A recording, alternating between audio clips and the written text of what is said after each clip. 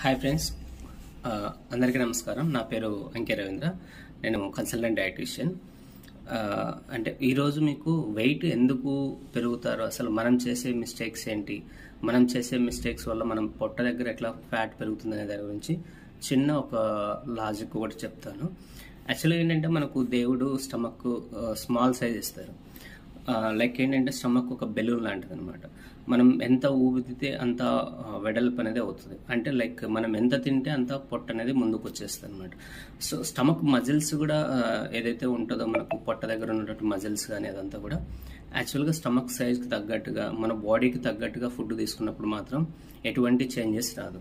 ఎప్పుడైతే మనం పొట్ట దగ్గర ఎక్కువ ఓవర్ ఈటింగ్ తీసుకోవడం వల్ల ఆ పొట్ట వచ్చేసి ముందుకు రావడం, మళ్ళీ మనం నార్మల్గా రావడం, ఇలాగ కొన్ని ఏళ్ళ పాటు అంటే కొన్ని ఇయర్స్ పాటు జరిగిన ప్రాసెస్లో, అంటే చిన్నప్పుడు ఇదైతే ప్రాబ్లం ఏమి మీకు కనిపించదు.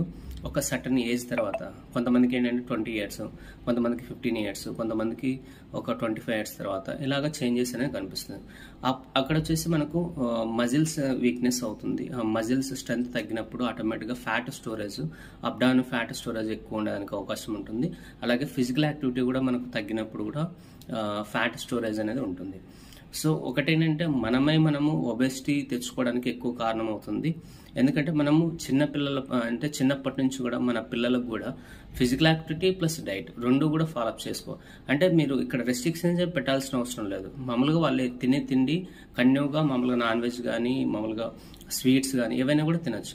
బట్ ఏంటంటే ఎవ్రీడే వచ్చేసి ఒక at least 1 hour 1.5 hour physical activity మీరు చేయించగలిగితే, లైక్ హెవీ వర్కౌట్స్ ఏం అవసరం లేదు, లైక్ జస్ట్ ఓన్లీ వాకింగ్ చేయగలిగినా కూడా వాళ్ళకు వచ్చేసి ఫ్యూచర్లో పొట్ట కానీ లేకుంటే అబ్డామిన్ దగ్గర ఫ్యాట్ స్టోరేజ్ ఎక్కువ ఉండడం, లేకుంటే అదర్ హెల్త్ ఇష్యూస్ అనేది రాకుండా మనం కంట్రోల్ చేయొచ్చు అనమాట.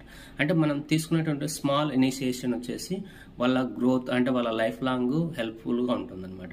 సో దెన్ వాళ్ళకు లైక్ ఏంటంటే కిడ్స్లో ఒక 10 ఇయర్స్ వరకు 15 ఇయర్స్ వరకు మనకు గైడెన్స్ ఇవ్వగలుగుతాం.